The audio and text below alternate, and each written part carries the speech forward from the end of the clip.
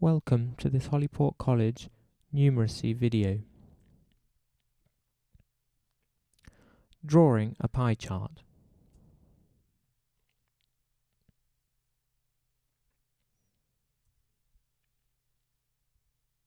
We're looking at a question here about a survey where pupils were asked their favourite colour.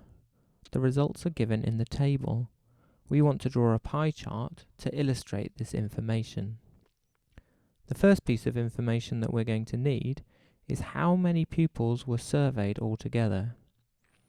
We find that out by totaling the frequency column. We can see here that 72 pupils were asked their favourite colour.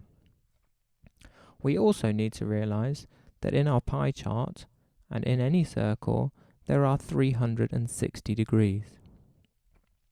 So what we need to do is share that 360 degrees between the 72 pupils that took our survey. So I've written that 360 degrees corresponds to 72 pupils. I've used ratio notation. Sometimes people use equals, but I think it's strange that pupils can be equal to angles.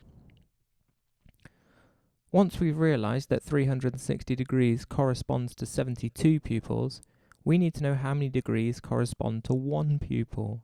So we divide both sides by 72. And we find that 5 degrees corresponds to one pupil.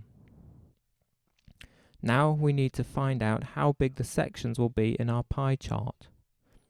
We know that 18 pupils chose red as their favourite colour.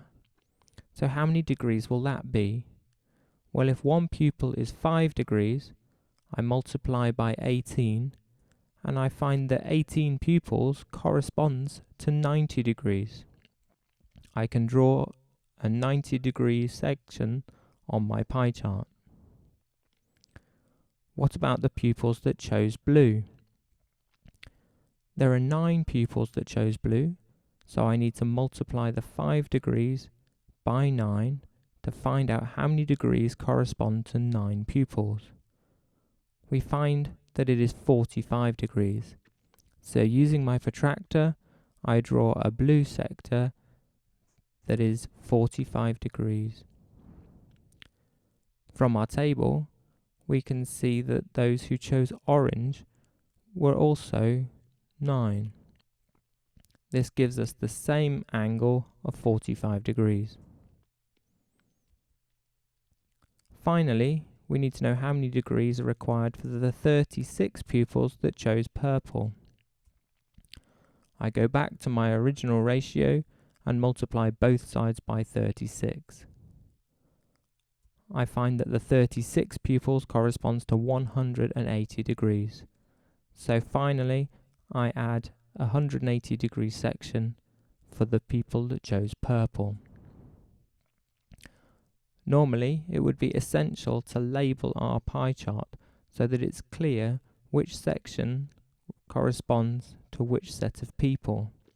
But here, the colour of the sections shows very clearly the colours that pupils have chosen in the survey.